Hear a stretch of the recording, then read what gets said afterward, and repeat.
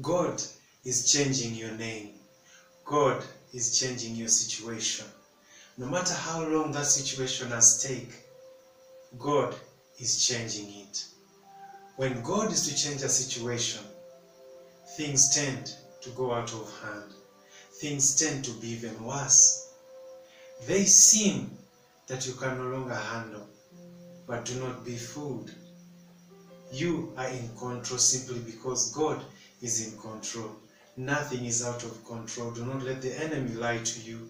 You will always be in control as long as you're walking in spirit. But when you sense that you have lost control, it's simply because you have come out of spirit. So come back to the path of the spirit and know that your time has come in Jesus' mighty name. Do not give up. Do not give in. Your time to see your prayer coming to fruition is now. Remember, our God is a God of keeping his word. If he said it, he will do it. If he spoke it upon your life, you will see it in Jesus' mighty name. When we read from the book of Acts chapter 4 and verse 12, it says, "There is salvation in no one else. God has given no other name under heaven by which we must be saved." There is salvation in no one else. Salvation is not in your husband. Salvation is not in the things that are surrounding you.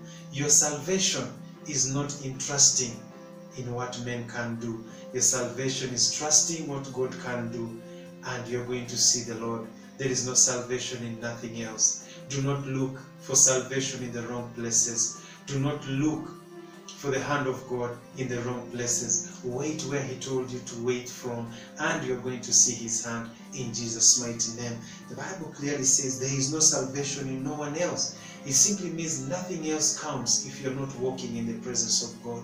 You need to walk in the presence of God. You need to walk in the fear of God. You need to walk in understanding what God is doing in your life now, so that you can get to the next level that you've been waiting for. Remember, Jabez was named sorrow by the mother, pain by the mother, simply because of what his mother was going through. People have named you because of what you have been going through. They call you the lazy one, the failure, the loser, the one with no money. They are giving you names. But remember, it is in the midst of giving you these names that God is going to come and change your name, and they'll start calling you the rich one, the blessed one, the anointed one. You must hold on to the promise, no matter what the people are saying, no matter what the situation is saying. You are not disqualified, you qualify. Remember, Jabez cried out to the Lord and said, "Change my name." Cry out to the Lord now and believe that He's going to change your name. Believe that He's going to change your situation.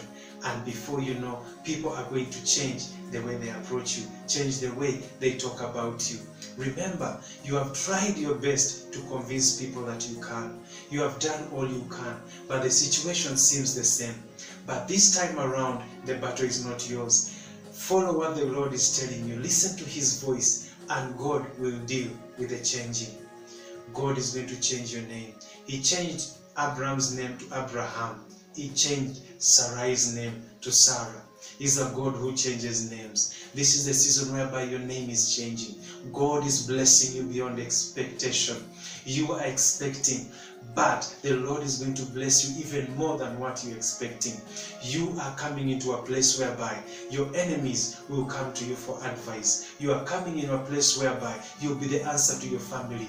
After Jabez called unto the Lord, he became the answer to his family. You will become the answer to the people who are around you. The same people who call you names, the same people who have been talking about you, gossiping you, will come to you and confess. And remember, we are not here to revenge. We are here to show forth the glory of God. You shall welcome them, and you shall teach them of the path that has made you who you are.